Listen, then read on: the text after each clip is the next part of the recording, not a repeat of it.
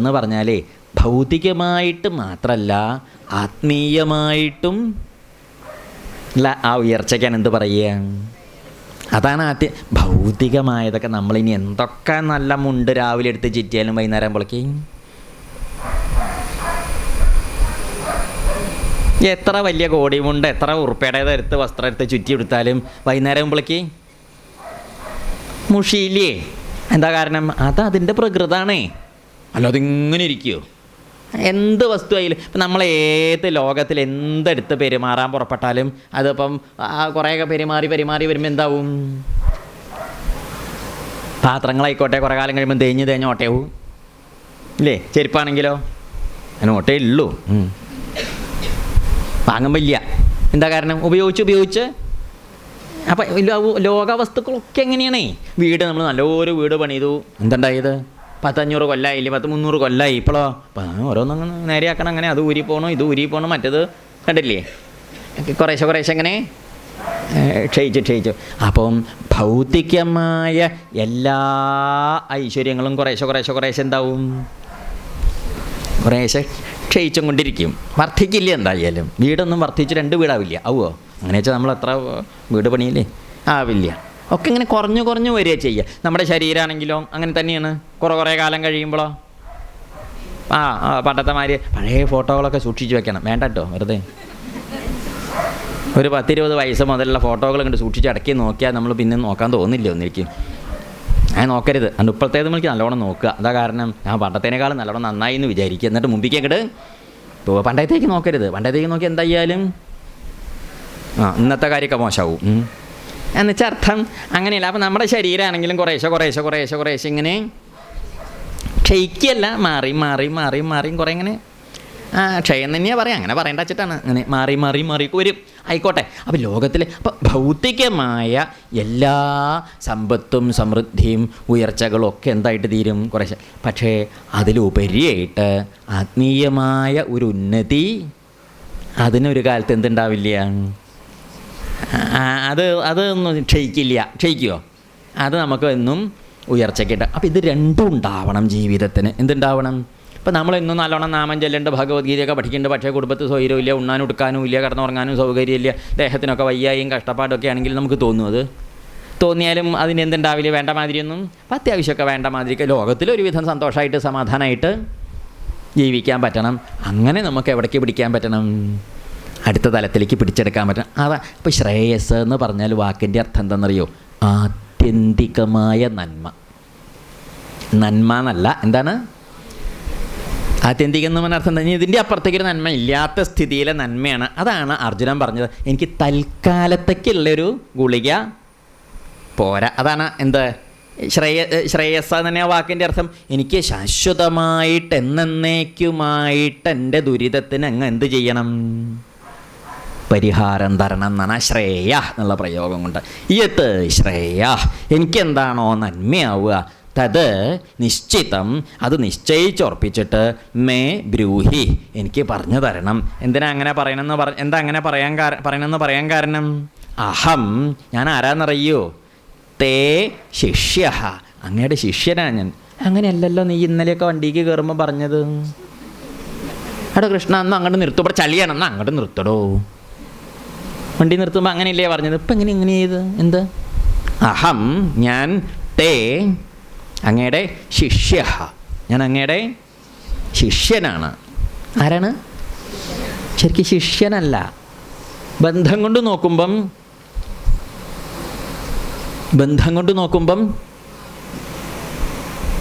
പറഞ്ഞോളൂ.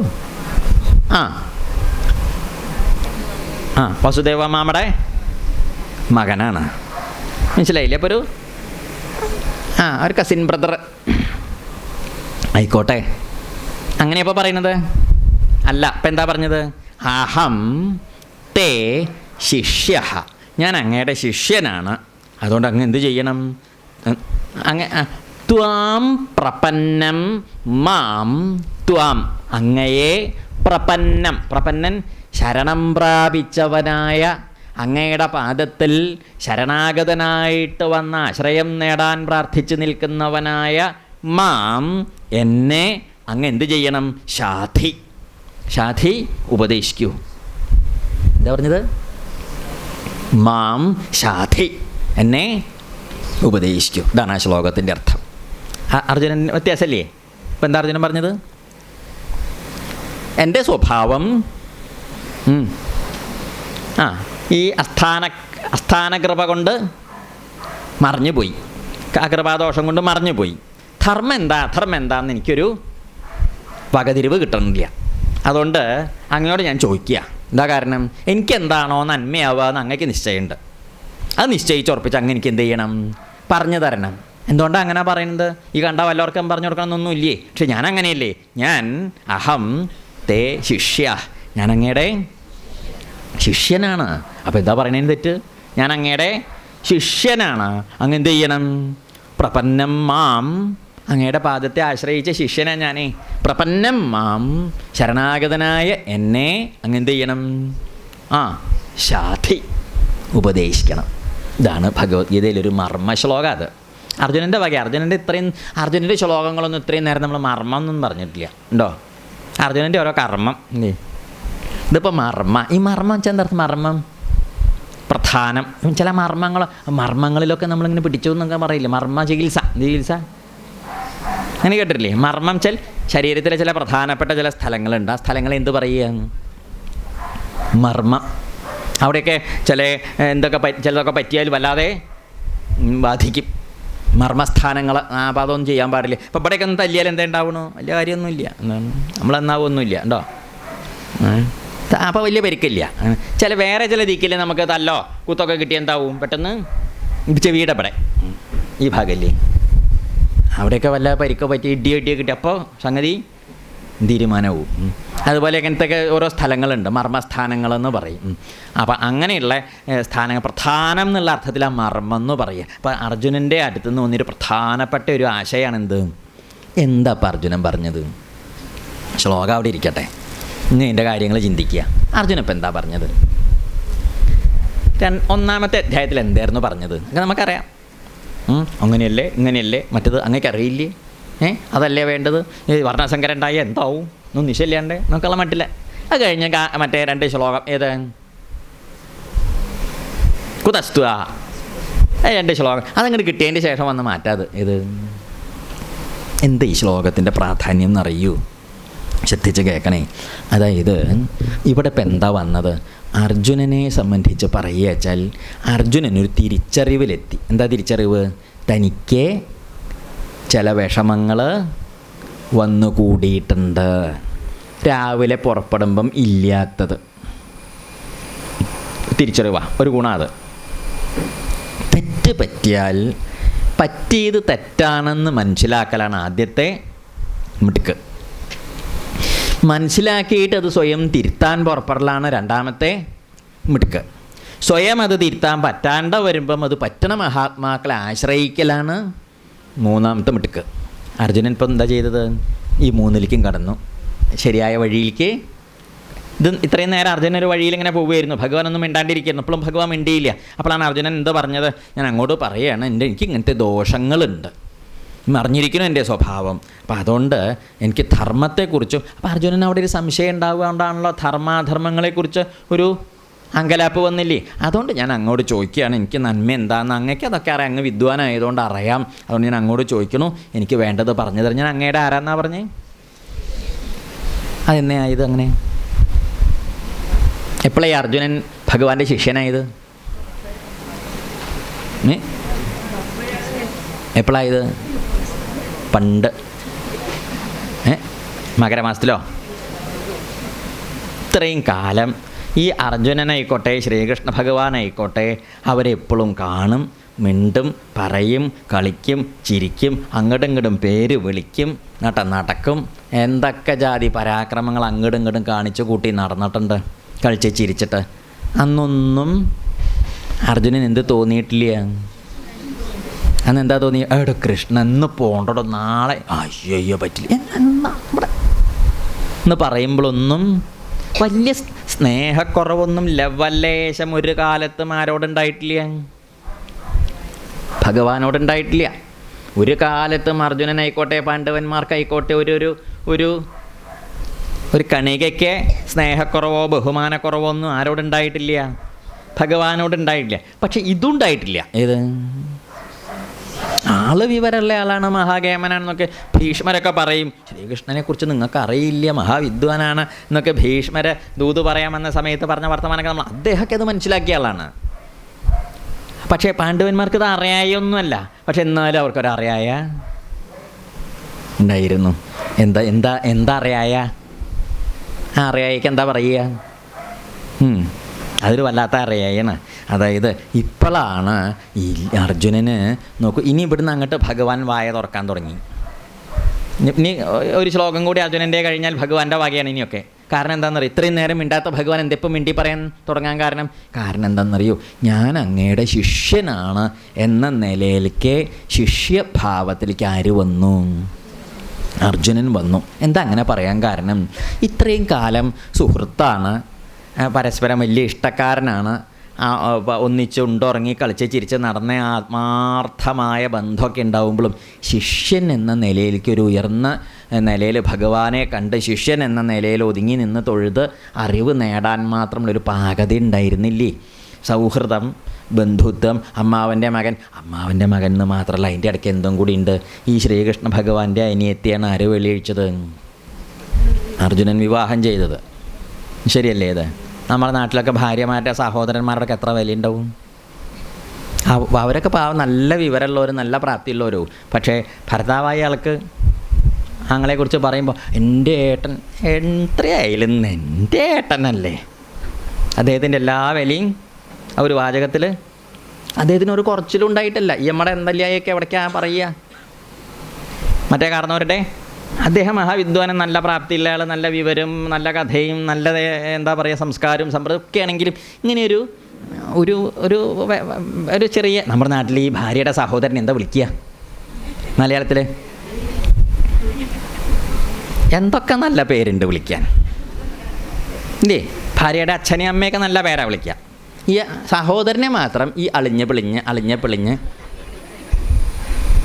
ശരിയല്ലേ? ഇത് ആലോചിച്ച് നോക്കൂ. എന്താ അറിയില്ല, സംസ്കൃതത്തിലൊന്നും അങ്ങനെയല്ല, മലയാളത്തിൽ അങ്ങനെയല്ല. ഒരാളി പിള്ളി കേസാ അത്. ഇത് പറഞ്ഞതിൻ്റെ അർത്ഥം വിദ്വത്തുണ്ട്, വലിയ വലിപ്പമുണ്ട്, മഹിമ ഉണ്ടായിട്ട് കാര്യമില്ല. ഒരു വില കുറച്ചിൽ ഇതൊക്കെ ഉണ്ടാക്കും. അടുപ്പം കൂടി വരുന്നതിനനുസരിച്ച് എന്ത് കുറഞ്ഞുകൊണ്ടിരിക്കും? വില കുറയേ. ശ്രീകൃഷ്ണ ഭഗവാനും അർജുനനും കൂടിയുള്ള അടുപ്പം പോലെ അടുപ്പം ലോകത്തിൽ ആ രണ്ടാൾ തമ്മിൽ വേറെ ഉണ്ടായോ എന്ന് ചോദിച്ചാൽ അന്നും ഇന്നും ഉണ്ടെന്ന് പറയാനൊരു നിവൃത്തി കാണാനില്ല. അത്രയ്ക്ക് അടുപ്പായിരുന്നു അവർ. ഭാരതമൊക്കെ വായിച്ചറിയാം, മഹാഭാരതം വായിക്കണം. എന്താ അവരുടെ അടുപ്പവും വർത്തമാനം. ഭഗവാൻ തന്നെ ഇവിടെ തന്നെ പറയുന്നുണ്ട്, നീ പിന്നെ എനിക്ക് പ്രിയപ്പെട്ടവനാണല്ലോ, അതുകൊണ്ട് എന്തുകൊണ്ട് ഇഷ്ടോസിമേ സഖാചേതി. എന്താ അർത്ഥം? ഇഷ്ടോസിമേ, നീ എൻ്റെ ഇഷ്ടക്കാരനല്ലടോ, സഖാചേതി, പിന്നെ സുഹൃത്തല്ലടോ, നീ ഇങ്ങോട്ട് നീങ്ങിയിരിക്കേ എന്നും പറഞ്ഞ് തോളത്ത് കൈയിട്ട് പിടിച്ച് കൊണ്ടുവന്ന് നടന്നതാണ് ആരേ? അർജുനനെ. ഭാരതത്തിലൊക്കെ ചിലയെങ്കിലും പറയേ ഭഗവാൻ ദ്വാരകയിൽ നിന്ന് മുക്കാലും ഇവിടെ തന്നെയാണ്, ഓട്ടോറിക്ഷ അതിനായിട്ട് തന്നെ ഉണ്ട്. എന്തിന്? ഇവിടേക്ക് ഓട്ടോറിക്ഷയില്ല, ഭഗവാന്റെ ആ വണ്ടി എപ്പോഴും എവിടെ ഉണ്ടാവും? ഹസ്തിനാപുരത്താണ് ആ വണ്ടി നിർത്തിയുടെ പതിവ്. ദ്വാരകയിലൊക്കെ എപ്പോഴെങ്കിലും വല്ല ആണ്ടർതി ഓണത്തിനോ നല്ല വിശേഷം ഉണ്ടാകുമ്പോൾ ഒന്ന് അച്ഛനെ നമസ്കരിച്ച് ആ മട്ടാണ് ആരോ ഇവിടുത്തെ വീട്ടുകാരനും അവിടുത്തെ വിരുന്നുകാരെന്നുള്ള മട്ടാണ് അത്രയ്ക്ക് സ്നേഹം പറയണേ. അങ്ങനെ അല്ലാതെ ഒരു മോശം പറയുക, അങ്ങനെ ഇഷ്ടമാണ്. എന്നിട്ട് ഇവിടെ വന്നാൽ തന്നെ ഭഗവാൻ എന്തു ചെയ്യും? ഭഗവാൻ വന്നാൽ വേഗാർജുനൻ കൂട്ടിക്കൊണ്ടുപോകും. എന്താ, യുധിഷ്ഠിരനും ഭീമനും നകുലനും സഹദേവനും ഒക്കെ അവിടെ വലിയ ഇഷ്ടക്കാരവരൊക്കെ. ഭഗവാനെ കണ്ടാൽ മതിയാവില്ല. മഹാരാജാവിനൊന്നും ഭഗവാനെ മുമ്പിൽ തന്നെ ഇരുത്തി അവിടെ ഇരുത്താൻ നല്ലതെന്ന് തോന്നണം. അത്രയ്ക്ക് ഇഷ്ടമാണ്, കണ്ടാൽ മതിയാവില്ല.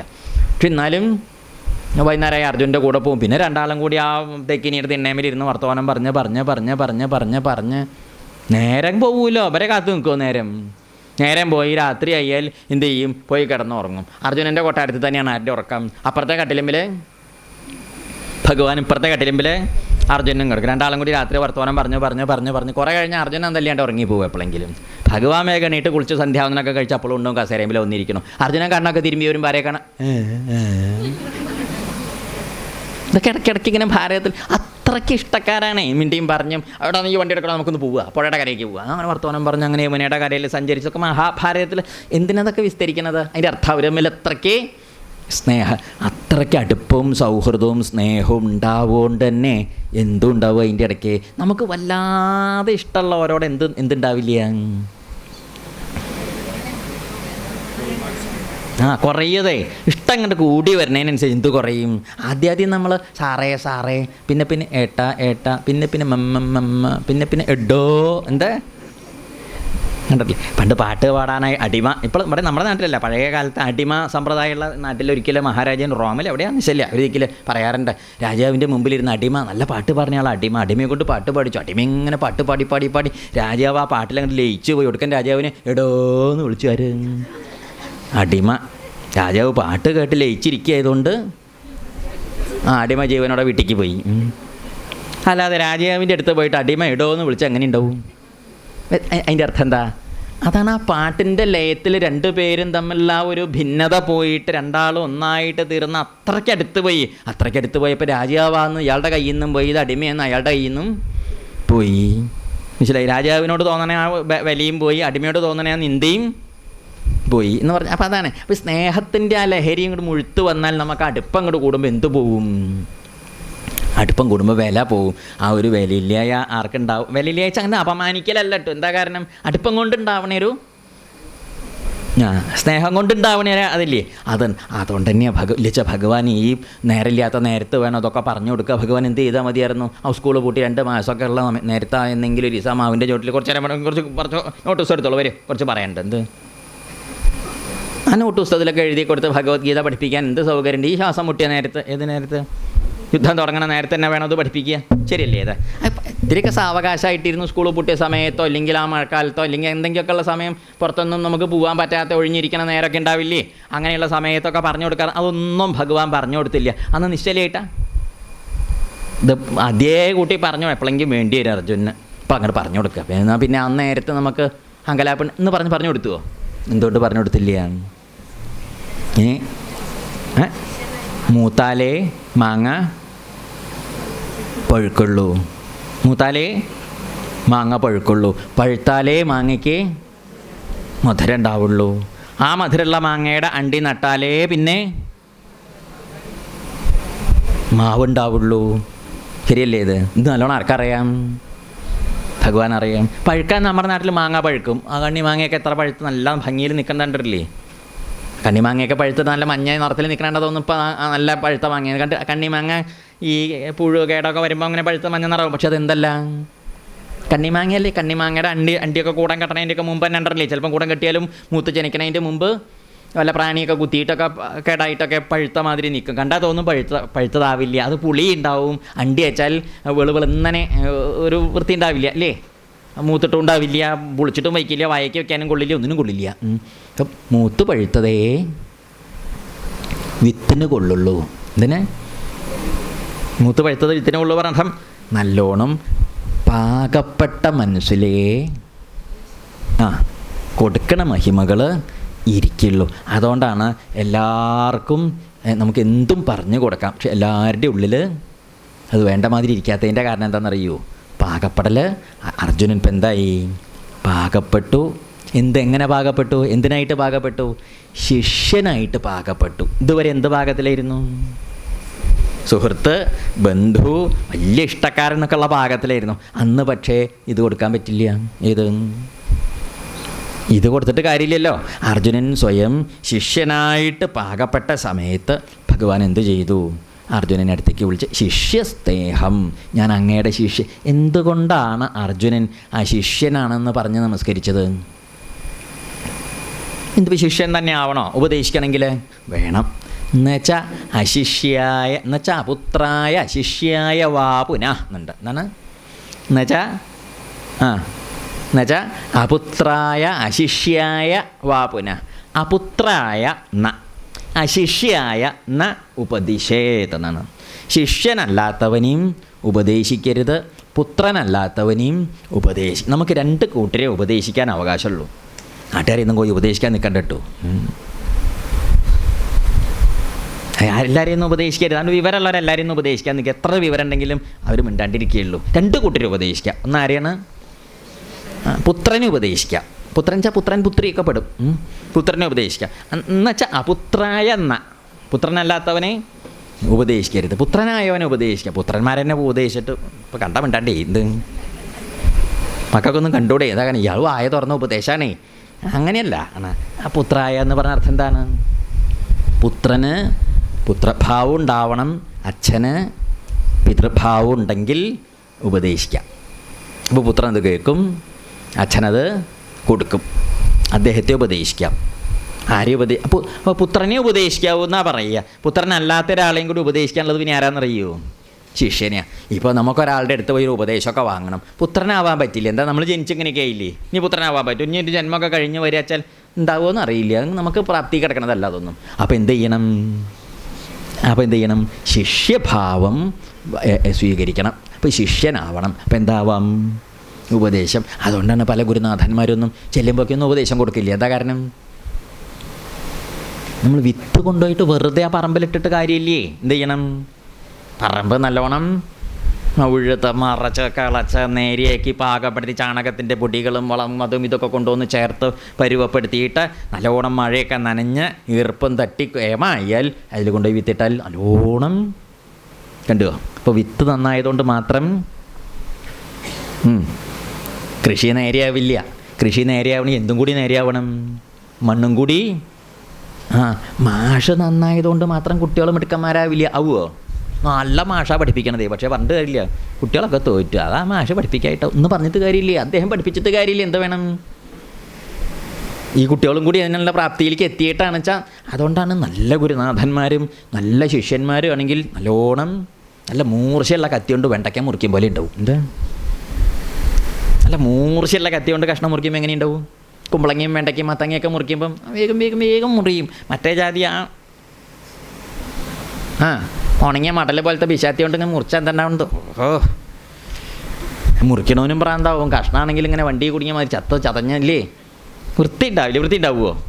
ഇല്ല. അതാ പറയുക, നല്ല മൂർച്ചയുള്ള പിശാത്തിയാവുക, നല്ല പ്രാപ്തിയുള്ള ശിഷ്യ. അതാണ് രണ്ടിനും. അത് പണ്ട് ഈ രാമകൃഷ്ണ പരമഹംസദേവർ പറയുകയും, നല്ല പ്രാപ്തിയുള്ള ഗുരുനാഥൻ നല്ല പ്രാപ്തിയുള്ള ശിഷ്യന് കൊടുത്താൽ എന്തുണ്ടാവുള്ളൂ? നേരെയുള്ളൂ പറയും. ഇല്ലെങ്കിൽ എന്താ ഉണ്ടാവുക എന്നറിയോ? ഇല്ലെങ്കിൽ ഈ ഇത്ര പോന്ന നീർക്കോലി വലിയ തവളയെ മണിങ്ങിയ മാതിരിയാവും. നീർക്കോലി ഇത്രശേ ഉള്ളൂ. നീർക്കോലി കുട്ടിയെ അതെന്ത് ചെയ്തു? വലിയ തവള ഉണ്ടാവില്ല, കുളത്തിലോ കണ്ടറില്ലേ, വലിയ തവള അതിനെ അങ്ങോട്ട് മെഴുങ്ങി. ഇത് മെഴുങ്ങിയ കാരണത്തെ തവളയ്ക്ക് അച്ചാൽ പോകാനും പറ്റുന്നില്ല, നീർക്കോലിക്ക് അത് മെഴുങ്ങാനും പറ്റും. രണ്ടാളും കഷ്ടപ്പെട്ടു. നീർക്കോലിക്ക് ഇത് മെഴുങ്ങലാണല്ലോ അതിൻ്റെ ഉദ്ദേശം, മെഴുങ്ങാനും പറ്റട്ടെ. തവളയ്ക്കാണെങ്കിലോ ആൾ നീർക്കോലി ചെറുതാണെങ്കിലും പോവാനും പറ്റും, ഇത് കടിച്ച് പിടിച്ചിരിക്കില്ലേ, പോവാനും പറ്റണില്ല, രണ്ടാളും കഷ്ടത്തിൽ. അപ്പോൾ ശ്രീരാമകൃഷ്ണ പരമഹംസർ പറയും, അത് മൂർഖം പാമ്പായിരുന്നു വെച്ചാൽ ഒരൊറ്റ കടിക്കാരി ചാവും, പിന്നെ തവളയ്ക്ക് പോകേണ്ട കാര്യമല്ലേ എന്ന് വെച്ചാൽ അർത്ഥം. അത്രയ്ക്ക് ശക്തിയിൽ എന്ത് കൊടുക്കാൻ പറ്റുമെന്നാണ്? ആ സംസാര രോഗ ബീജത്തെ ദഹിപ്പിക്കുന്ന രീതിയിൽ മഹിമ കൊടുക്കാൻ അങ്ങനെയുള്ള ഗുരുനാഥന്മാർക്ക് പറ്റുന്ന രാമകൃഷ്ണ പരമഹംസദേവൻ പറയും. അതവിടെ പറഞ്ഞത് അർജുനൻ ശിഷ്യഭാവേന പരിണമിച്ചു. നോക്കൂ, ആ അർജുനൻ്റെ 1-ാമത്തെ അധ്യായത്തിൽ നിന്ന് ഇപ്പോൾ അതാ ഈ 2-ാമത്തെ അധ്യായത്തിൽ ഈ 7-ാമത്തെ ശ്ലോകത്തിലെത്തിയപ്പോഴേക്ക് അർജുനൻ ആരായി? അതുകൊണ്ടാണ് അർജുനൻ്റെ 1-ാമത്തെ അധ്യായത്തിലെ വർത്തമാനങ്ങളെ നമ്മൾ എന്ത് പറഞ്ഞത്? അർജുന വിഷാദ രോഗമല്ല, അർജുന വിഷാദ യോഗമാണ് എന്ന് പറഞ്ഞത്. ഇപ്പോൾ മനസ്സിലായില്ലേ യോഗ ഇതെങ്ങനെയാണ്? അർജുനൻ ക്രമത്തിൽ മാറുകയാണേ. ആ കുതസ്ത്വ കശ്മലമിതം എന്ന് ചോദിച്ച സമയത്ത് ഈ നിലയിലേക്ക് അർജുനൻ മാറാൻ വേണ്ടതായ മരുന്നാണ് ആര് കൊടുത്തത്? 1-ാമത്തെ അധ്യായത്തിൽ അർജുനൻ ഇങ്ങനെയൊന്നും അയാളല്ല. ഈ ശിഷ്യഭാവേന മാറി വന്നാലേ എന്തായിട്ട് വരുള്ളൂ? അർജുനന് വേണ്ട മതി ഉയർത്താൻ പറ്റുള്ളൂ. ഈ വെള്ളത്തിൽ വീണയാൾ വെള്ളത്തിലിങ്ങനെ അസംബ്ലിയിൽ നിൽക്കണ മാതിരി ഇങ്ങനെ വെള്ളത്തിൽ വീണ് അങ്ങോട്ട് പോയി എന്താ ഉണ്ടാവുക? വെള്ളത്തിലൊരാൾ അങ്ങോട്ട് വീണു, വെള്ളത്തിൽ വീണ എന്താ ചെയ്യുക? നമ്മൾ വീണിട്ടില്ല അല്ലേ, വിടണ്ട. ആ വെള്ളത്തിലേക്ക് നമ്മൾ അബദ്ധത്തിൽ വീണ എന്താ ചെയ്യുക? നമ്മൾ വേഗം നിലവിളിക്കാൻ പറ്റില്ല, വായിലൊക്കെ വെള്ളം കയറിയാൽ നിലവിളിക്കാൻ അധികം പറ്റിയെന്ന് വരില്ല വെള്ളത്തിൽ വീണാൽ.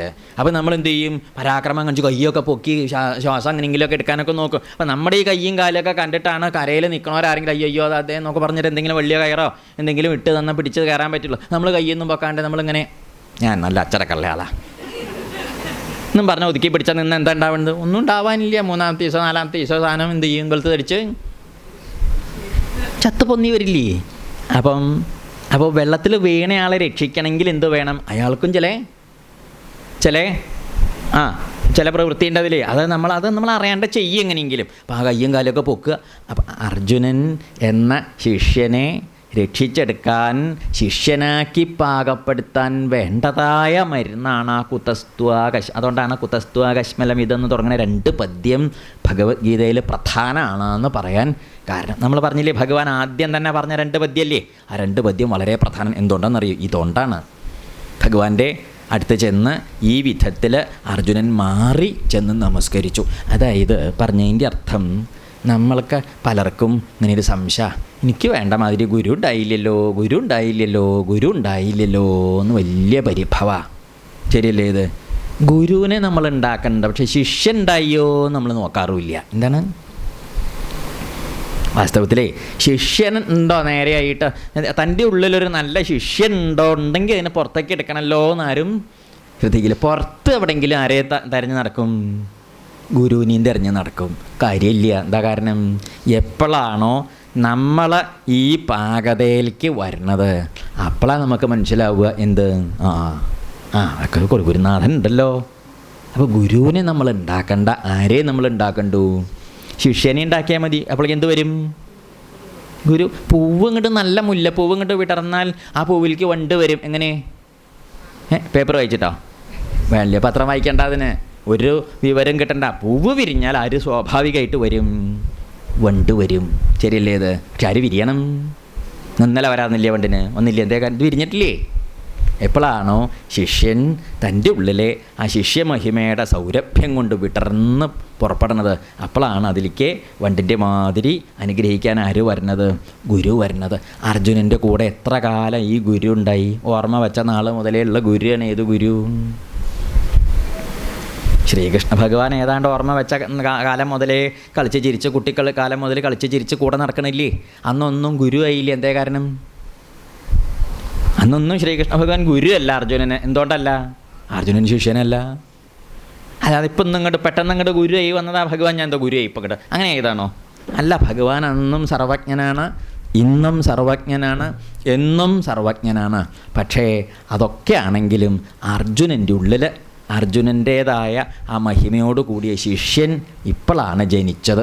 അപ്പോൾ ആരും ജനിച്ചുവിടെ? ഗുരുവും വന്നു. ഇപ്പോൾ ഗുരുവിനെ അന്വേഷിക്കേണ്ടതെന്ന് മനസ്സിലായില്ലേ? ഗുരു നമ്മളെ തേടി നടക്കണുണ്ട്, പക്ഷെ ശരിയായ ശിഷ്യന്മാരില്ലാത്തത് കാരണം ഗുരുവിനെടുക്കാൻ പറ്റായാണ്. ഇപ്പം നമ്മൾ പാകപ്പെട്ട് വന്നാൽ നമ്മുടെ അർജുനൻ ആ 1-ാം അധ്യായത്തിലെ കഥകളൊക്കെ കടന്നു പോന്ന് പാകപ്പെട്ട് സ്വയം ശിഷ്യനായി തന്നെ പറഞ്ഞിട്ടാണ് നമസ്കാരം. ഞാൻ അങ്ങയുടെ ശിഷ്യനാണ്. എന്താ കാരണം എന്നറിയൂ? അങ്ങ് എന്നെ ഉപദേശിക്കണം. ഞാൻ അങ്ങയുടെ കാൽക്കൽ അഭയം പ്രാപിച്ചവനാണ്. പ്രപന്നം എന്നാ പറഞ്ഞത്. പ്രപന്നം എന്ന് പറഞ്ഞാൽ ശരണം പ്രാപിച്ചു, അവിടെ ചെന്ന് സർവസ്വം സമർപ്പിച്ചു നമസ്കരിച്ചു എന്നാ പറഞ്ഞത്. അതുകൊണ്ട് അങ്ങനെ വേണ്ട മാതിരി ഉപദേശിച്ച് ഉണർത്തിയെടുക്കണം എന്നാണ് പറഞ്ഞത്. പറഞ്ഞതിൻ്റെ അർത്ഥം എന്താണെന്നറിയൂ? ഒരു വ്യക്തിയുടെ ജീവിതത്തിലെ ഏറ്റവും പ്രധാനപ്പെട്ട സന്ദർഭം എന്ന് പറയുന്നത് എന്താണെന്നറിയൂ? നമ്മളത് കഴിഞ്ഞ ക്ലാസ്സിൽ പറഞ്ഞിട്ടുണ്ട്. എന്താണെന്നറിയൂ? ഗുരൂപസക്തി എന്ന് പറയും. അന്നേ പറഞ്ഞു, അടുത്ത ക്ലാസ്സിൽ നമുക്ക് പറയാനുള്ളത് ഇതിൻ്റെ ബാക്കിയാണെന്ന്. യാദൃശ്ചികമായിട്ടാണ് അത് അതിൻ്റെ ഇടയ്ക്ക് കയറി വന്നതേ. അതുകൊണ്ട് ഗുണമായി. അതൊന്നും ഇപ്പോൾ പറയേണ്ടി വന്ന് എനിക്ക് പാക്കപ്പളേ ആദ്യം പറയണം. അതന്ന് പഠിച്ചതുകൊണ്ട് നമുക്ക് ഇതിലേക്ക് അതൊക്കെ നമ്മൾ ഇതിലേക്ക് ചേർത്ത് വെക്കണം. അതായത് എന്താ ചോദിച്ചാൽ, ഈ ഗുരൂപസക്തി എന്ന് പറയുന്നത് ഗുരുനാഥനെ ഉപസദനം ചെയ്യും. ഉപസക്തി അടുത്തേക്ക് ചെന്ന് ആശ്രയിച്ച് പ്രാപിക്കുക.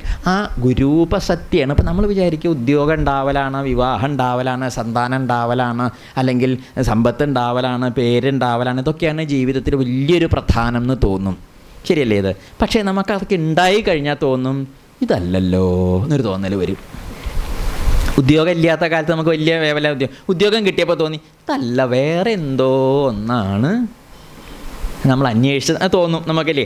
ഉദ്യോഗം കഴിഞ്ഞു, വിവാഹം കഴിച്ചപ്പം കഴിക്കണവർ തോന്നി അതാണ് ഇനിയൊരു പ്രധാനം തോന്നി. കഴിച്ചപ്പോൾ തോന്നി ഇതല്ലല്ലോ, വേറെ എന്തോ അങ്ങനെ അന്വേഷിച്ചു അല്ലേ. അത് മോശമെന്നല്ല, ഇതിൻ്റെ അപ്പുറത്തേക്ക് വേറെ ആയിട്ടില്ല, വേറെ ഒന്നും കൂടി ഉണ്ടെന്നിങ്ങനെ തോന്നി. അപ്പോൾ സന്താനം ഉണ്ടായപ്പോൾ നമുക്ക് സന്തോഷമായി. പക്ഷേ ഇതല്ലല്ലോ ഇതിൻ്റെ ഇങ്ങനെ തോന്നിയില്ലേ. അങ്ങനെ തോന്നി അവസാനം നമ്മളൊരു ഗുരുനാഥൻ്റെ അടുത്തെത്തും. അപ്പം മനസ്സിലാവും ഇതാണ് എൻ്റെ തോന്നും. അവിടെയാണ് അദ്ദേഹം ഒന്നും തന്നിട്ടും നമ്മളൊന്നും കൊടുത്തിട്ടൊന്നുമില്ല. പിന്നെ എന്താ കാരണം? അവിടെ എത്തുമ്പോഴാണ് നമ്മൾ എന്താവുന്നത്? പൂർണ്ണനാവണത്. ഭഗവാൻ ശ്രീകൃഷ്ണൻ തൻ്റെ ഗുരുകുലവാസ കാലത്തെ സ്മരിച്ചിട്ട് തൻ്റെ കൂടെ പഠിച്ച വന്ന സതീർത്ഥ്യനായ കുചേല ബ്രാഹ്മണനോട് പറയും, ഗുരോരനുഗ്രഹേണൈവ പുമാൻ പൂർണ്ണ പ്രശാന്തയേ. ഒരു വാചകമുണ്ട്. സാധാരണക്കാരൻ പറഞ്ഞതല്ല. ആര് പറഞ്ഞതാണ്?